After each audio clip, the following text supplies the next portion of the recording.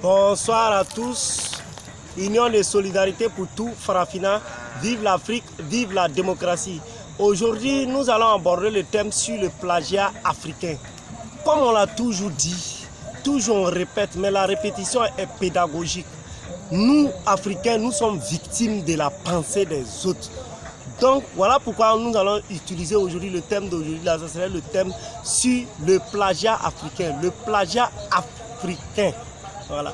Pour aborder le thème sur le plagiat africain, il faut que nous évoquons d'abord dans un premier temps le plagiat du contrat social. Nous avons fait un plagiat du contrat social.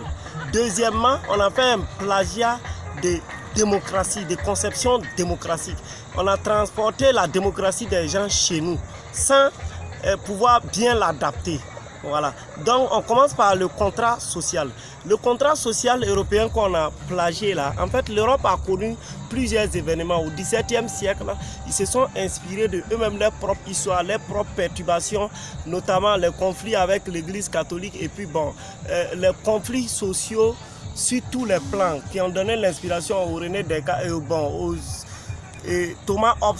Les Thomas Hobbes là ont évoqué un peu le contrat social, les John Locke et puis Jean-Jacques Rousseau. Ils ont écrit plusieurs œuvres pour essayer de donner une nouvelle voie à leur pays qui est l'Europe, à leur continent qui est l'Europe. La plupart de ces États-là se sont inspirés de ces contrats pour mettre en place leur système. Malheureusement, nous avons été colonisés. Donc, lors de la colonisation, il y avait la colonisation violente, certes, mais il y a aussi une autre forme de colonisation, la colonisation douce, avec le système d'enseignement. Bon, le missionnaire, il vient, il commence à parler de Dieu et il utilise surtout les évangiles, par exemple, comme heureux sont les pauvres, pour pouvoir berner nos parents. Au même moment, la résistance se faisait. Ceux qui étaient déjà adultes là, c'était plus compliqué. Il fallait peut-être appeler les petits-enfants là pour les mettre à l'école. Le système éducatif était fait de telle sorte que, c'est-à-dire, c'est un peu comme si tu faisais catéchèse, en même temps tu fais école. Il y a l'éducation religieuse dedans. Tout ça là pour rendre le noir docile, pour le rendre, pour ne pas que le noir le mépris, pour lui inculquer le mépris de lui-même et l'amour de la civilisation occidentale.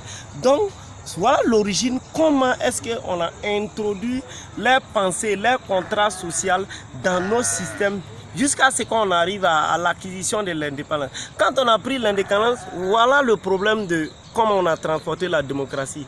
C'est-à-dire on a transporté une constitution chez nous.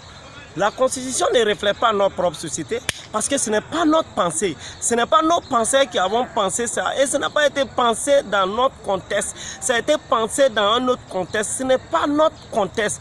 Quand je prends l'exemple seulement de Christophe Colomb découvert l'Amérique, comme si Christophe Colomb, quand il découvrait l'Amérique, il avait pour référentiel l'Afrique. Non, il avait pour référentiel l'Europe. Il est allé quelque part, il a découvert l'Amérique. Il n'a pas transporté l'Amérique d'un autre monde à notre monde, sur notre planète.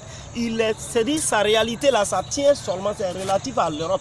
Il est venu dire à ses parents européens que lui, il a découvert l'Amérique. Là, ça marche. Mais nous, avec nous, ça ne tient pas du tout. Voilà, donc c'est pour dire que les parasites qu'on a introduits dans notre école, là, il faut changer. Notre constitution, là, c'est pas pour nous. Je le dis, ça fait la deuxième fois que je le dis. Ils prennent la constitution française, ils viennent déposer. Les gens, soi-disant constitutionnalistes, on les appelle, ils changent. Quand c'est en Côte d'Ivoire, c'est-à-dire que là où on a mis français, ils mettent ivoirien. Au Burkina, là où on a mis français, ils mettent burkinabé. Là où on a mis Togo, français, on met Togo, Bénin, ainsi de suite, ils ont falsifié et puis ils ont posé. Ça ne reflète pas. Voilà ce qui explique aussi un écart de comportement entre nous et les politiciens, entre la masse populaire et ceux qui font la politique.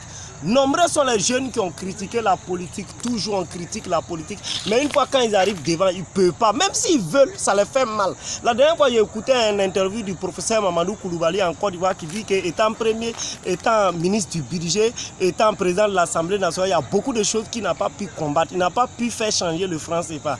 Voilà, donc c'est un exemple pour dire qu'il y a des dignes fils, mais quand ils arrivent, ils n'arrivent pas à changer. Donc changeons.